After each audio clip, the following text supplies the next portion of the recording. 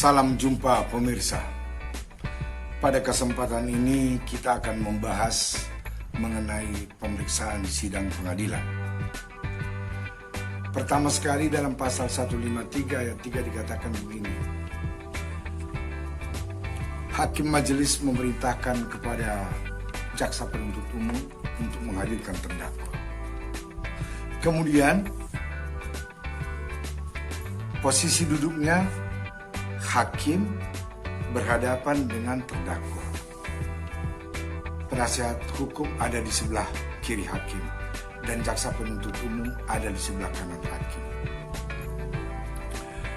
Begitu dihadirkan jaksa penuntut umum, si terdakwa akan ditanya oleh hakim mengenai identitasnya, apakah sudah sesuai dengan yang ada dalam surat dakwaan. Yang kedua, si terdakwa akan ditanya oleh majelis, apakah dia sudah mendapatkan surat dakwaan atau belum. Kemudian setelah itu, jaksa penuntut umum diperintahkan untuk membaca surat dakwaan.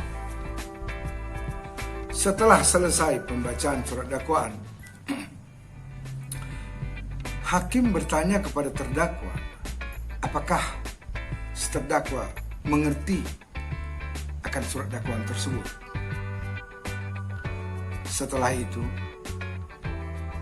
hakim akan menjelaskan mengenai hak terdakwa untuk mengajukan eksepsi. Jadi intinya adalah dalam pemeriksaan terdakwa dihadirkan, begitu dihadirkan dibacakan surat dakwaan, begitu dibacakan surat dakwaan dipertanyakan tentang apakah dia mengerti tentang dakwaan tersebut.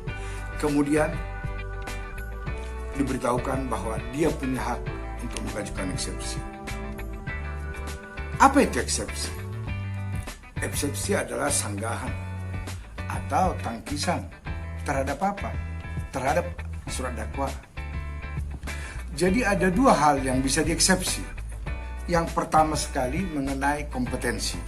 Kompetensi ada dua, kompetensi peradilan absolut dan kompetensi peradilan relatif. Kalau absolut itu mengenai peradilan agama, peradilan umum, peradilan militer, peradilan tata usaha negara, dan peradilan agama. Karena ini tindak pidana biasa, kita angkat di peradilan umum. Lalu yang kedua adalah kompetensi relatif. Kompetensi relatif ini menentukan pengadilan mana yang berwenang untuk mengadili. Ini sesuai dengan locus delicti, artinya di mana kejadian itu, di mana perbuatan pidana itu dilakukan. Misalnya di wilayah Jakarta Pusat, maka pengadilan Jakarta Pusatlah yang berwenang untuk mengadili. Ini mengenai kompetensi.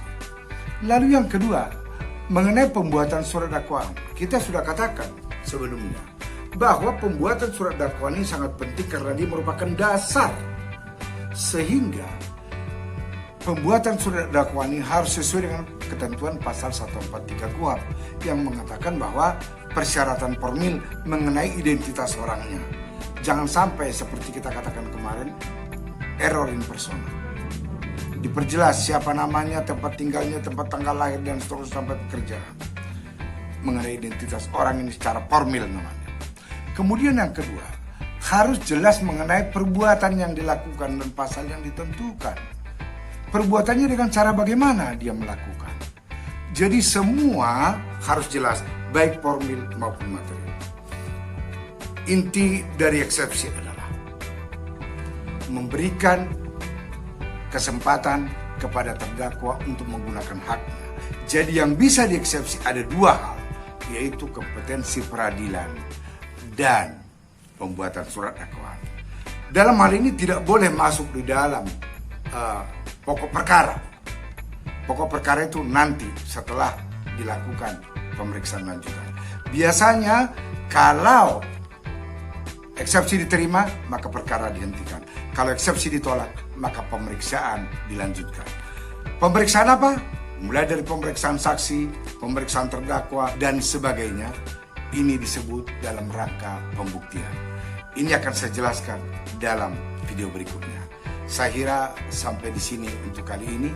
Kepada teman-teman mahasiswa yang melakukan atau belajar hukum acara pidana, silakan digunakan sebagai pembanding. Bagi Bapak Ibu Saudara sekalian yang belum pernah mendengar, suatu saat pasti berguna. Ikuti aja terus. Sampai jumpa.